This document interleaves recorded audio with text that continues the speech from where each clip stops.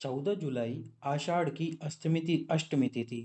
जो मांगोगे आप वही मिलेगा। फिर मांगोगे धन, ऐश्वर्य वृद्धि मांगोगे, वैभव मांगोगे, या आपके जीवन की जो परिस्थितियां हैं उनको समाप्त करने के लिए कहोगे शिव जी से, वो भी कर देंगे भगवान शंकर। जिस कामना से, जिस मनोकामना से या आपकी गोद नहीं भर रही है, कई वर्ष हो चुके हैं और आपकी गोद नहीं भर रही है, आपको संतान प्राप्त नहीं हो रही है, इसके लिए भी आप यदि ये उपाय करोगे तो आपकी ये मनोकामना शीघ्र और अतिशीघ्र पूर्ण होगी। यदि इस आषाढ़ नवरात्रि में आपने ये उपाय कर लिया तो आने वाली नवरात्रि से पहले पहले आपको खुशखबरी प्राप्त हो ही जाएगी। कैसे करना है इस उपायों को, या कोई भी विषम परिस्थिति क्यों ना चल रही हो आपके जीवन में, कितना ही दुख क्यों ना हो, उस दुख को समाप्त करने के लिए भी इस उपाय को अवश्य ही कीजिए। तो कैसे करना है इस उपाय को, वो पूरी जानकारी हम आपको इस वीडियो में देंगे। तो चलिए अब आपको समझाते हैं इस उपाय को। पर उससे पहले आपको वीडियो को लाइक कर देना होगा, चैनल को सब्सक्राइब कर देना होगा और इस वीडियो को अधिक से अधिक लोगों के पास में शेयर कर देना होगा। तो अब समझो ये उपाय करना कैसे आपको। इसमें आपको 2 शिवलिंग बनाने हैं। क्या बनाने हैं? 2 शिवलिंग बनाने हैं, और ये जो शिवलिंग आप बनाने वाले हो, ये पार्थिव शिवलिंग बनाओगे मिट्टी के। पार्थिव शिवलिंग अब आपको बनाकर 2 शिवलिंग बनाने हैं, और ये जो 2 शिवलिंग बनाओगे इसमें जो एक शिवलिंग होगा वो होगा भगवान शंकर का स्वरूप यानी महादेव का स्वरूप, और एक जो होगा शिवलिंग वो माता आद्य शक्ति और माँ पार्वती का स्वरूप होगा। तो इस प्रकार से आपको इन 2 शिवलिंगों का निर्माण कर लेना है।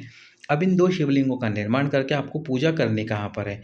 या तो आप आपके घर में पूजा कर सकते हैं, या फिर आप इन शिवलिंगों की पूजा किसी बेलपत्री के वृक्ष के नीचे कर लीजिए। यदि बेलपत्री का वृक्ष ना हो आपके घर में तो फिर आपको आपके घर में ही इनकी पूजा करनी है। 2 पार्थिव शिवलिंगों की, एक महाआद्य शक्ति और एक भगवान शंकर का स्वरूप।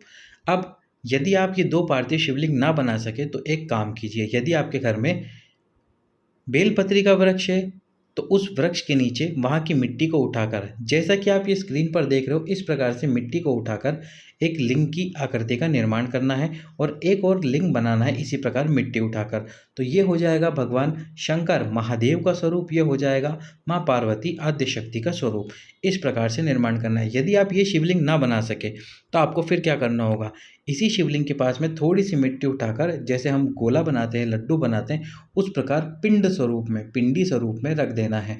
ऐसा क्यों? क्योंकि माता पिंडी स्वरूप में भी विराजमान है, और यदि आप पिंडी स्वरूप में भी माता की पूजा करोगे तो माता आपसे प्रसन्न अवश्य ही होगी। तो पिंडी स्वरूप में आपको पूजा करनी है, क्योंकि आप जानते हो वैष्णो देवी में भी माता पिंडी स्वरूप में विराजमान है।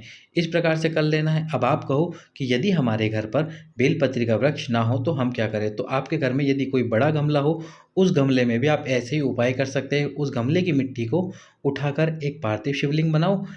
उठाने का मतलब, जिस प्रकार से ये शिवलिंग बना हुआ है वहीं की मिट्टी को उठाकर शिवलिंग वहीं निर्माण कर लो, और इसी के पास में थोड़ी सी मिट्टी गोले के रूप में, पिंड स्वरूप में रख दीजिए, ताकि वो माँ आद्य शक्ति का स्वरूप हो जाए।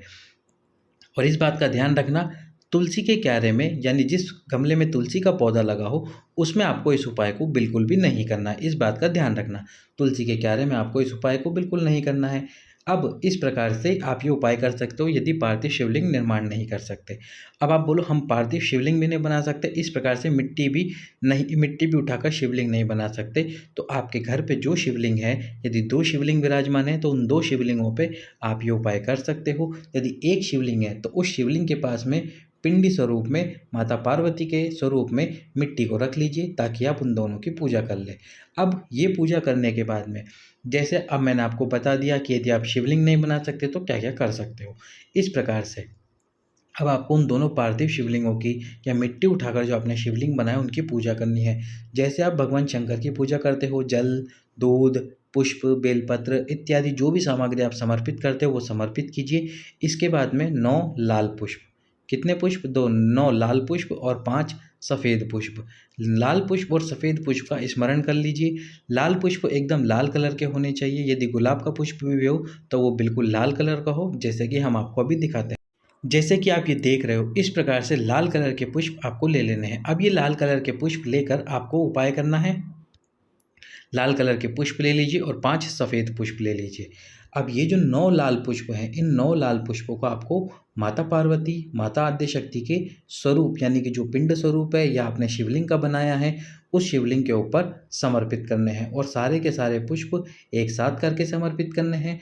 9 के 9 पुष्पों को अपने हाथ में रखकर, अपनी कामना बोलकर, अपनी परिस्थितियों को बताकर, अपनी विषम परिस्थिति को बताकर आपको ये उपाय करना है। 9 लाल पुष्प एक साथ समर्पित करने हैं, पहले माता पार्वती के स्वरूप पे। इसके बाद में जो आपके पास में 5 सफ़ेद पुष्प है, उन 5 सफ़ेद पुष्पों को अपने हाथ में रखकर एक-एक करके वो सफ़ेद पुष्प आपको शिवलिंग के ऊपर समर्पित करना है। 9 लाल पुष्प एक साथ करने हैं, 5 सफ़ेद पुष्प एक-एक करके करना है, जो शिवलिंग महादेव का स्वरूप है, भगवान शंकर का स्वरूप है।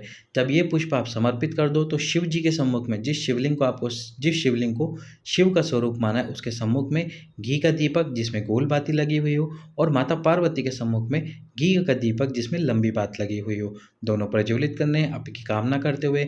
इसके बाद में हाथ जोड़कर प्रणाम करना है, और जब दोनों दीप ठंडे हो जाए, इसके बाद में आपको उन दोनों पार्थिव शिवलिंगों का विसर्जन कर देना है। यदि पार्थिव शिवलिंग मिट्टी से बनाए हैं तो किसी पात्र में जल भरकर उसमें शिवलिंग का विसर्जन करें। यदि बेलपत्री के वृक्ष के नीचे या गमले में ही मिट्टी उठाकर शिवलिंग बनाए तो उन पर जल डालकर उनका विसर्जन कर दीजिए।